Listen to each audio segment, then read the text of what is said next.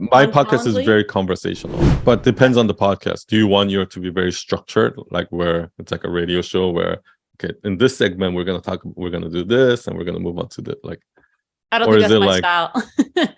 yeah, then it's gonna be similar. You don't need to ask too many questions. Okay. Okay. Cool. And you said you do that on Calendly, like you build out those fields in Yeah, there? so I just do it on Calendly. I add the fields in the Calendly, Okay. and they fill it out, and it gets booked in my calendar. And then I just show up and I just talk. And I in the Calendly, I have like a auto reply email with my Riverside link, which is what we use. I was just gonna ask that. Yes. Yeah. Okay. And there's some basic step-by-step instructions. I say, like I say, if you have a headphone, please, if you have a headset with a microphone, please use so we can get clean audio. Make sure your camera is above the waist, like so we can see your waist and up. Make sure you're not facing the window, like there's no window by, like some basic instructions like that. No, that's great. I always tell them up front, like, if there's anything you want us to edit out, we can edit, because I feel like that eases them a little bit when I say just feel open to like talk about whatever you want. And if you want at the end of the episode, if you want me to edit anything out, we can do that. So then they feel more comfortable to open up. So the podcast, I guess, you should constantly be like asking people, hey, you want to come on my podcast constantly? And then just when they say yes, just send them that link. Okay. And don't be afraid to, I guess maybe get the first 10 episodes in the back so that you get comfortable with it. But once you have 10 episodes in the back, don't be afraid to reach out to like big creators. Okay. Because you'd be surprised like how many yeses you'll get.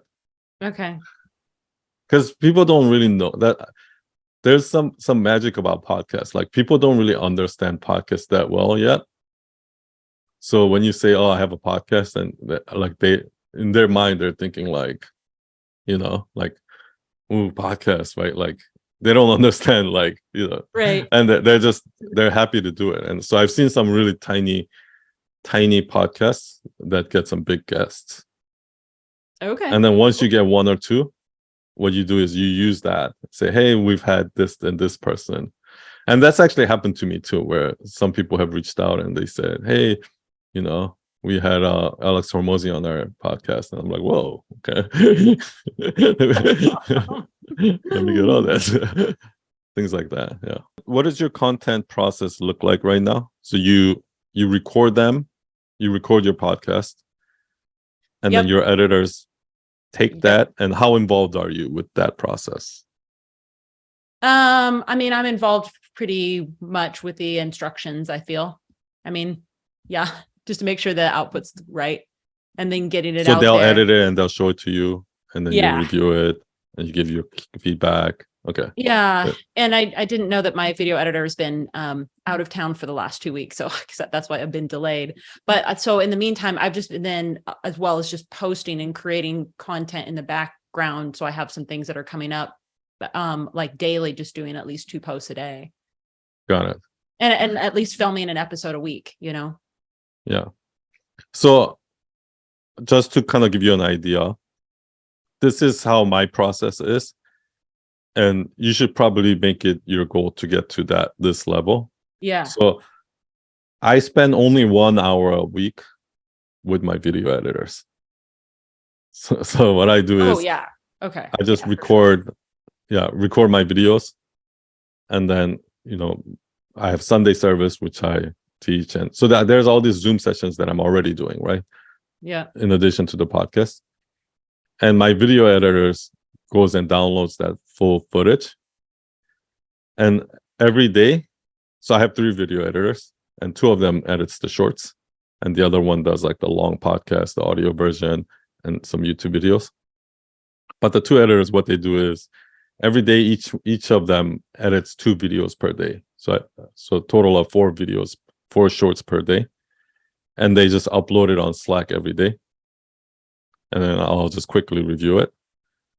And then once a week, like this morning was our meeting day, I spend 1 hour with them and I just go through each video and we'll watch it together and I'll say, okay, this one, let's title it this, or this one, I feel like the B-roll doesn't really work. This one, I think you can cut this part out.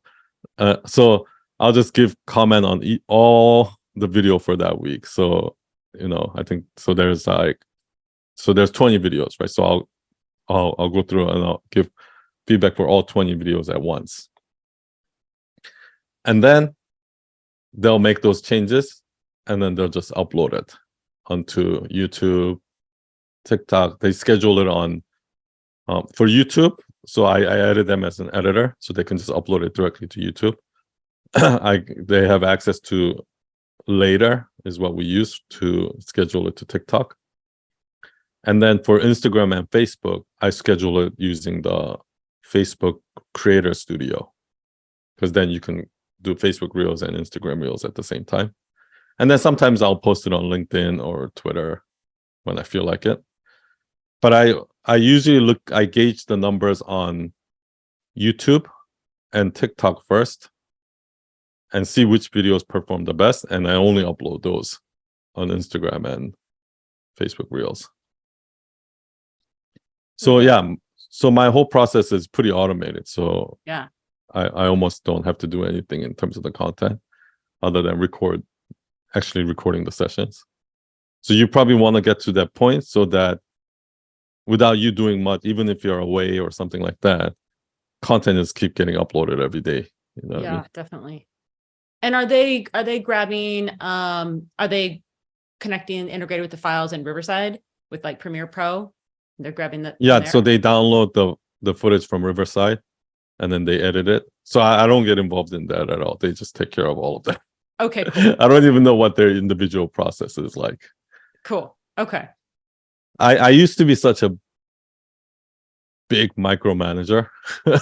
Yeah, I don't need but to then through running my agency, I've learned a lot of like delegating, and it was like a very painful process of learning that because I'm such a control freak. I'm good at letting go. I was using frame.io. I don't know if you've heard of them. I've heard of, I think so. And I was leaving like comments there usually. But it's like the editing software, but it's like you can. Yeah, they get like you can wherever you can drag the little. Yeah, you drag the timeline. You say cut this part out. Yeah. Yeah, exactly. That's really good. Yeah. No, I work with video editors who had that. I love that too. Yeah.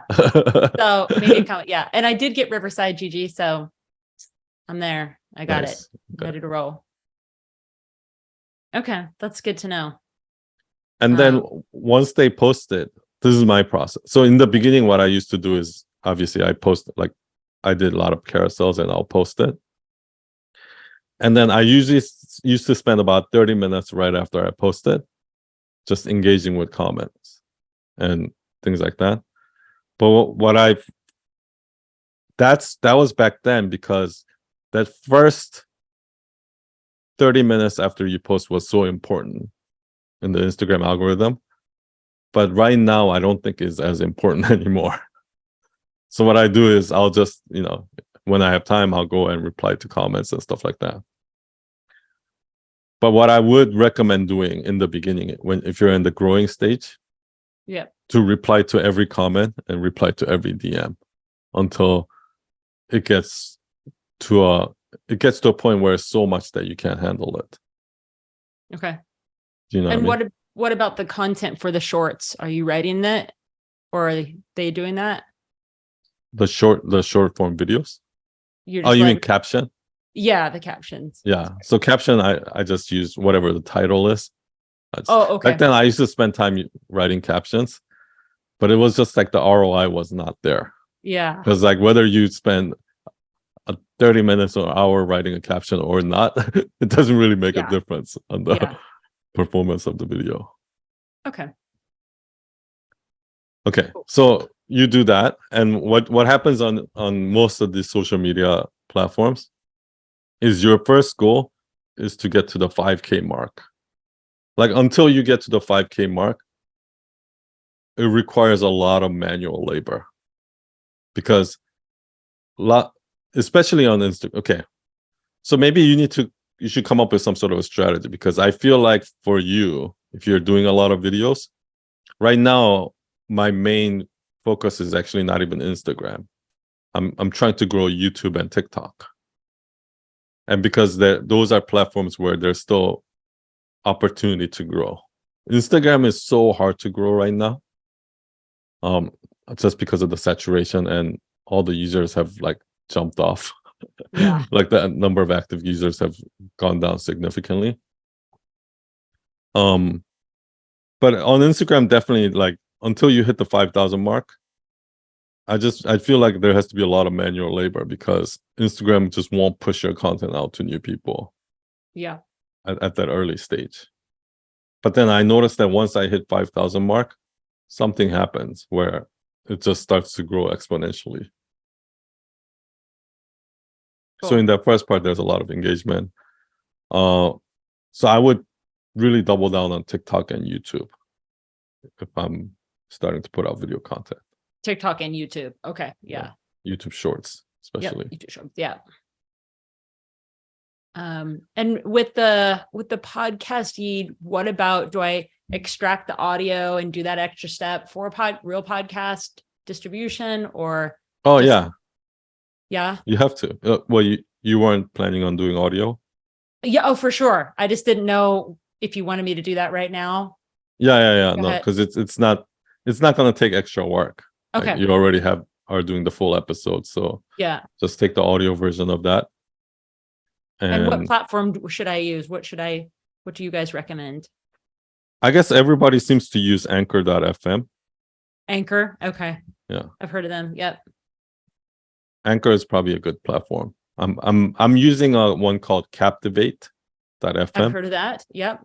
But I'm actually thinking about moving over to Anchor. Moving to Anchor. Yeah. They're kind of grandfathered in out there. I think it's like a pretty painless, like, to switch from one platform to another. I think it's pretty painless, actually. Okay. Because a lot of these platforms have like API tools where it'll do it for you, like, automatically. Yeah. Cool. I like that. Yeah. So you should definitely do the audio, because your audio version is going to get more traction than the video. Like, I get way more downloads on the audio one than people that watch the YouTube video, because it's a long form, so people want to listen to it while they're doing their laundry, driving, or whatever it is. Okay. Of course. Yeah. And I just pulled that up and it said Anchor is now part of Spotify for podcasters. Oh, yeah. Am I looking at that correctly? Is that right?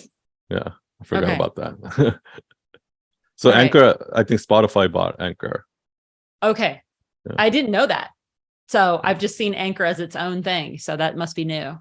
Well, it doesn't really matter where you host a podcast, but I always try to go with the most popular platforms on almost everything, because what I found is, like, number one, the most popular ones tend to be the most stable ones.